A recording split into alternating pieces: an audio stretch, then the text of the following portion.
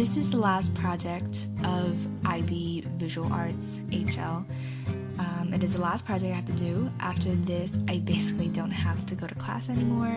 This is not a official IB art assignment. This is not assessed by the IB. This is just a project that is assigned in the art class at school. This project didn't really require a conceptual quality. It is mostly just a painting. And since it's the last project, we're just making it pretty, whatever. So I'm doing sort of like a creative self-portrait. It is inspired by Marco Mazzoni. He does a series of absolutely mesmerizing portraits that incorporate elements of plants and butterflies, flowers. So I'm doing kind of a similar thing, inspired by him. I feel like I've posted a lot of stuff and made a lot of stuff for IB film class that I have neglected to mention this other IB class that I took. It is also very important to me. I want to talk about the artworks that I've made over the 2 years. Some of them are not part of my IB exhibition, and some of them are made specifically for the exhibition. I think over the 2 years I've made 14 artworks. Some of them I'm really proud of, some of them I just think is absolute trash. Just pulled it out of my ass. But anyways, let's talk about what I did. The first project that I did for IB Art when I first came into this course were 2 projects that are connected under the same theme called Popcorn Project. Basically, the first one, as you can pretty much see, is just a sketch of a popcorn. I did this with gesso and charcoal and some color charcoal.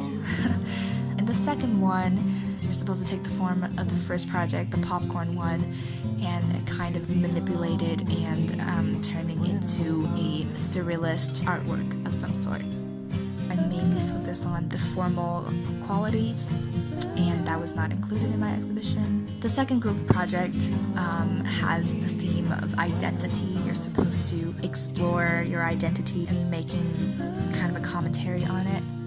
The other project is about myth. The first one I did is a relief carving. Basically, you carve on a giant piece of rubber with little cutting knives kind of tool. So this one I did inspired by the animated film Spirited Away.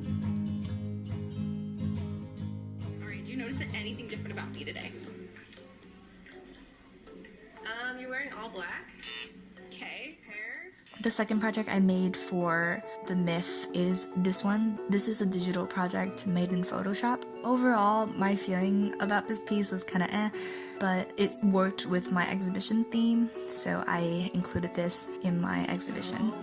My exhibition idea had to do with the concept of zoomorphism. Basically, I'm drawing connection between human behaviors, emotions, desires to animal traits and animal instincts. First one that I'm going to talk about is a animated GIF. I made this on Illustrator. I hated drawing in vectors. I was inspired by Wes Anderson, actually. I made a Wes Anderson film analysis for my IB film class, and about that same time, I was doing this project as well. The color scheme is basically kind of inspired by the Grand Budapest Hotel, the elements of pink and purple. The second project that I want to talk about in my exhibition is one of my favorites. It is one of the projects that has the most amount of mixed medium, and it is definitely one that I challenged myself. It is one of those projects where you don't actually know if it's going to work until it is done. I made a wooden box, laser cut it, and I assembled these tiny little furniture, basically a simulation of the fishbowl, and obviously the woman projected inside would be the fish. The video is fairly long, so the audience is supposed to kind of sit there and get bored of the video as they watch the woman just kind of wander around, not do anything, and that's basically the idea. She lacks a pursuit, a certain motivational drive behind her life. That coral-like decorational thing was made out of air-dried clay and painted on with acrylic. The one that I'm most excited about is the actual projection. I love that I was able to kind of combine film and art together.